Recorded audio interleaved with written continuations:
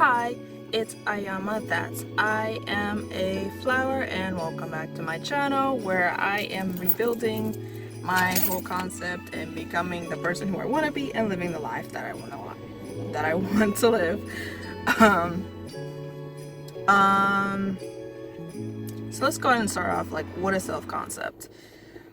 I did my own research, but I also did my own little writing before I did my research. So self-concept is a umbrella term, but to me it's essentially identity. Okay, who I am, how I'm perceived, and more importantly, how I perceive myself, right? And if how I perceive myself is not the way that I want to be perceived, then I don't like that and I want to change it. So that's obviously what we're doing here.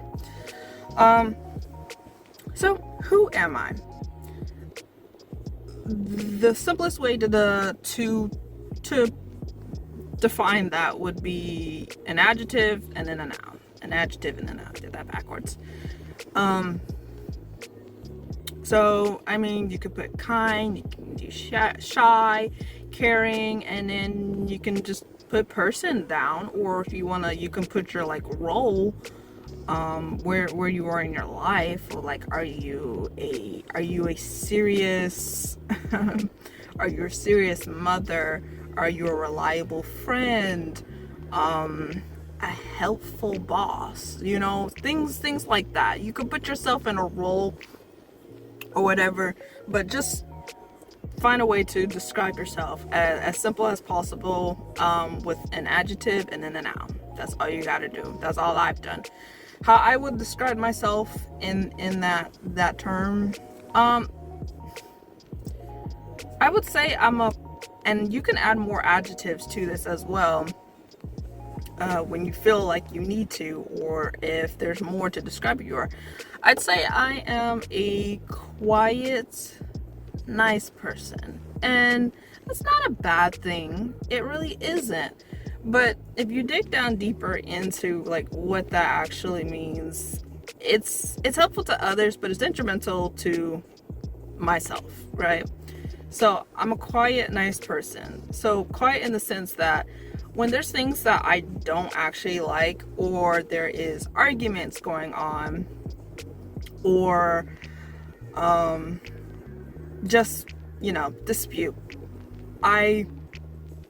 maybe I have something that I want to say, but I don't say it. I'm unfortunately the type of person to keep the peace. I mean, it's a good thing, and it all has its pros and cons. I'm the type of person to be quiet. It's a good thing because I can hold my tongue, but it's also a bad thing because I've held my tongue for so long that it's hard to speak up when I want to, and sometimes it happens very, very rarely, in circumstances where something has like pissed me off, and I feel the need to, it's irking me in its own way. It's not even directed towards me, but it's bothering me so much that, and not only that, I have to be pretty comfortable in the environment I'm in to have that kind of reaction, to kind of snap back. But for the most part, I'm a quiet person.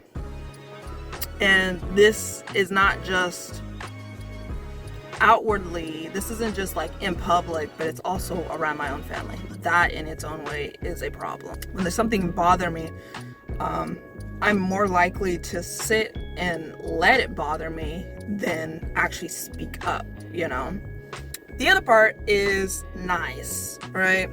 I'm a nice person. Like I said, it's not a bad thing. Being nice is not a bad thing. We could all do well giving some kindness to other people. However, when it comes to me, this has the term people pleaser tagged along with it. And that is not a good thing, okay? Not for me, okay? I'm a people pleaser. I'm the type of person to teeter-totter on a no or a yes. I'm the sure, maybe, you want me to do a favor for you? What you got? You know, what is it? You know, I'm never direct about it. And this people pleasing thing, this nice person I am, becomes a bigger problem when I've interacted with people, gotten close to said people, and I care about them. That's not a bad thing. I like to care for other people. I do. But I care about other people to the extent of dragging my own self, like nearly drowning my own self, right? I give and give and give and give and give, hardly receive anything in return, and I can't say no because I care too much. That's a problem, all right? So that's kind of who I am at the current moment, okay? I'm trying to fix all of that up, and there's likely more. As to who I want to be, now I gotta put that down into an adjective and a noun. All right, so spontaneous is not the word. Oh. All right, so we can think of an adjective and a noun as to who I want to be, right? Who currently I want to be.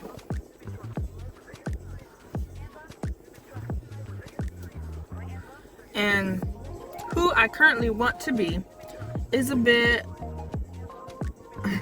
I have the funny thing is I have, and to each their own, they might have their own way to describe who they want to be. I have the visual representation of it, maybe not the written representation, but I do have the visual representation. And I think maybe the most, I mean, and I'm already kind of living it, okay? But there's there's more to it, you know, environment wise. I'd say the person I want to be is a peaceful yet outgoing woman, you know, lady. I like the word lady. I just do. It's cute. Woman for me, it feels a little too grown. I don't feel that grown enough for it. I'm an adult, but I don't feel like I live up to the meaning behind woman, you know. It's a very strong word, very strong character. I think I describe the person I want to be, who I want to be, is peaceful yet a peaceful yet outgoing lady. Yeah, I like that.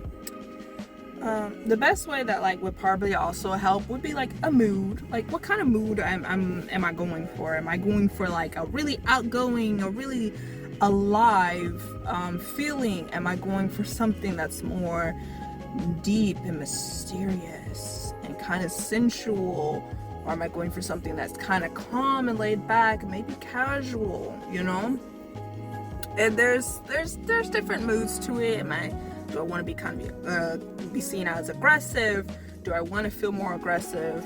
Do I want to feel, and aggressive as in like passionate, you know, like I'm like a go-getter, and putting in the work, you know, the action, like straight up doing it. Do I want to be, it's kind of like, you know, all peppy, happy, optimistic, you know, bright girl, you know, almost like a fairy tale or whatever. I'd say like the mood I am going for is, and this word is just kind of going in and out my ear, in and out, is whimsy.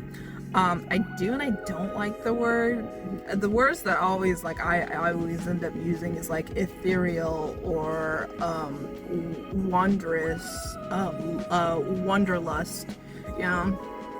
but they still have that kind of whimsical feel within the word, right? There's like an untouched boundary of like mysticism, of like beautiful creation behind it that like I want to embody. The first step to always, like, you know, into this like who we want to be and this mood that we want to embody is by feeling it. Okay, there's multiple ways you can do it. You can go by music, you can go by typically creation, you can go by music, you can go by creating it like through art, drawing, sculpting, do dancing, you can do it through just doing things that actually like kind of embody it, you know?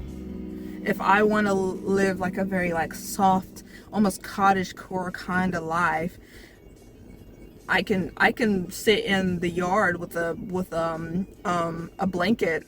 I can sit in the yard with a blanket on the ground and eat some cheese and crackers and just enjoy, especially with this kind of weather, I can just enjoy the nice sun and the cool breeze. You know, I could do that if I wanted to. So, you know, embody that, I got my book.